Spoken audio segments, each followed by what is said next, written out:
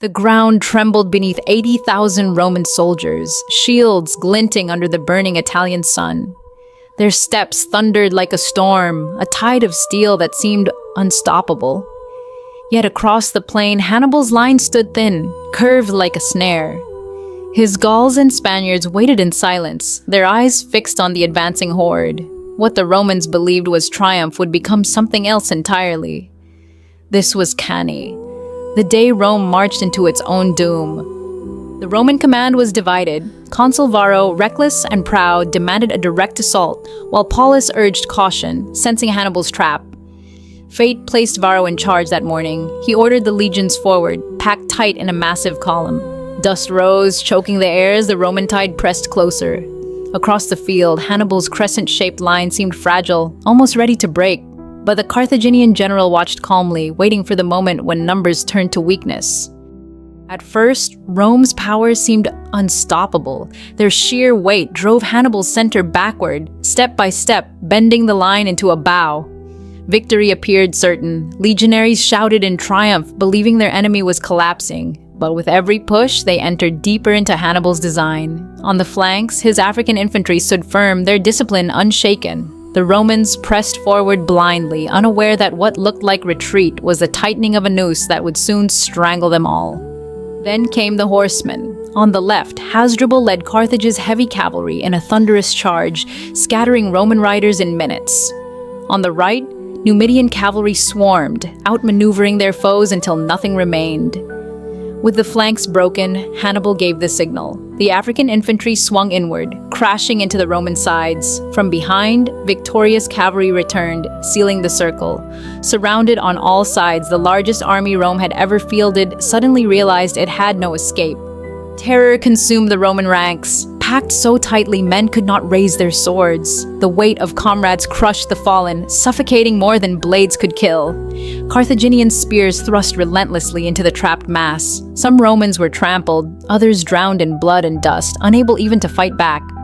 Discipline vanished as panic spread. In the center of the slaughter, 80,000 men became prisoners of their own strength, a living sacrifice to Hannibal's genius.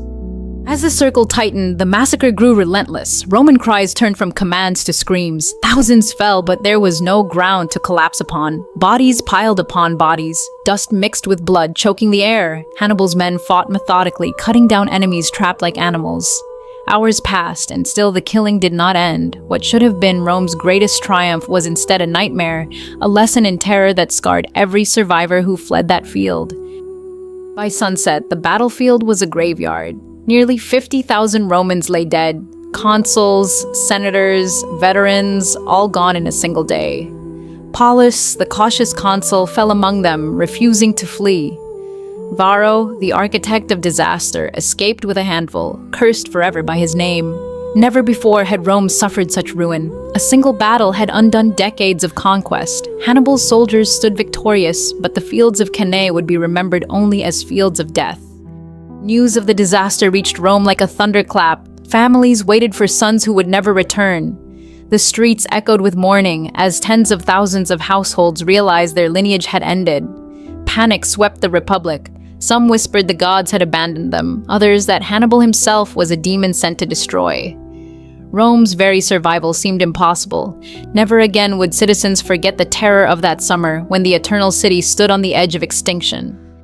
Yet Hannibal did not march on Rome. His army, though victorious, was weary and undersupplied. His allies urged an assault, but Hannibal refused. He believed Rome would collapse on its own. Instead, the city hardened. Survivors dug graves, reforged weapons, and swore oaths before their gods. The Republic had lost its greatest battle, but it refused to surrender. Out of ashes and grief, a new Rome began to take shape, one forged in vengeance and unyielding resolve. For years after, Cannae haunted Roman memory. Generals studied the disaster. Soldiers whispered its name like a curse. It became the standard of fear, the darkest day against which all other defeats were measured. Hannibal's genius gave him glory, but it gave Rome something greater: discipline born of shame and a promise never to be humiliated again. From Cannae, Rome rose not weaker but stronger, transforming tragedy into the iron will that would one day conquer the world. Among the survivors, shame was heavier than wounds. Captured Romans filled Carthaginian camps begging for ransom. Hannibal released many, hoping to break the Republic's will. Instead, the Senate refused their return. Rome would not pay gold for humiliation again. Prisoners remained in chains, a living reminder of Cannae's disaster. This cruelty was not neglect, but resolve. Rome chose pride over pity. In its darkest moment, the Republic declared that no defeat, however great, would define its destiny. Cannae became more than a battle. It was a warning carved into Roman identity. Generals swore never again to allow arrogance to blind discipline. Commanders like Scipio Africanus rose from its ashes, learning not from triumph, but from ruin. Every Roman soldier drilled with Cannae in mind, trained to obey, to endure, to fight as one. The massacre had slaughtered a generation, but it also created the hardened legionary machine that would one day crush Carthage forever. For Hannibal, Cannae was both masterpiece and curse. No victory before or after would match its brilliance. Yet his failure to strike Rome itself left the war unfinished. Carthage praised him as a genius, but history would debate whether he wasted his chance. Did his caution save his army, or doom his cause? What cannot be doubted is the terror he left behind, the image of Rome's legions dying trapped, powerless in a prison of their own strength.